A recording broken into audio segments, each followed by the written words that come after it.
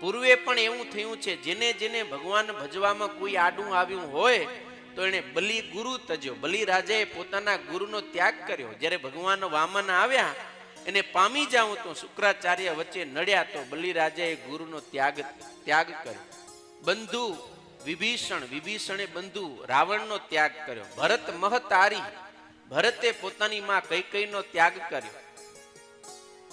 પતિ બ્રજ બનીતા, વ્રજની ગોપીઓએ પોતાના પતિનો ત્યાગ કર્યો જો ભગવાનને ભજવામાં આડા આવ્યા તો.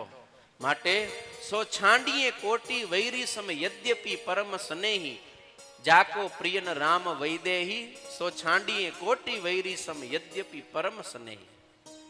જેને ભગવાન રામને વિશે પ્રેમ નથી, આપણો ગમે એવો પરમ મિત્ર હોય, પરમ સખા હોય, સ્નેહી હોય, પણ એને કરોડો જન્મનો શત્રુ જાણીને છોડી દેવો જોઈએ જો આપણને ભગવાનથી વિમુખ કરે તો.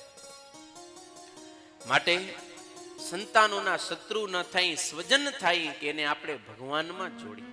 ભાગવતની અંદર તો એમ કહ્યું છે, ગુરુર ન સસ્યાત, સ્વજનો ન સસ્યાત, પિતા ન સસ્યાત, જનની ન સાસ્યાત, દૈવમ ન તત્સ્યાત, ન પતિશ્ચ સસ્યાત, નમોચયેદ યહ સમુપેત મૃત્યુમ. જે સંબંધી આપણને મૃત્યુના મુખમાંથી ઉગારી ન શકે, એટલે કે જન્મ મરણ થકી બચાવે નહીં, એ સંબંધી નથી. ગુરુ એ ગુરુ નથી, મા બાપ એ મા બાપ નથી, પતિ એ પતિ નથી ને પત્ની એ પત્ની નથી, જો આપણને ભગવાનમાં ન જોડે તો. અને એનું શું કીધું? પરિત્યાગો વિધીયતે. એવા સ્વજનનો ત્યાગ કરી દેવો જોઈએ જો ભગવાનથી આપણને દૂર કરે, વિમુખ કરે તો. આ શાસ્ત્રનો મત છે.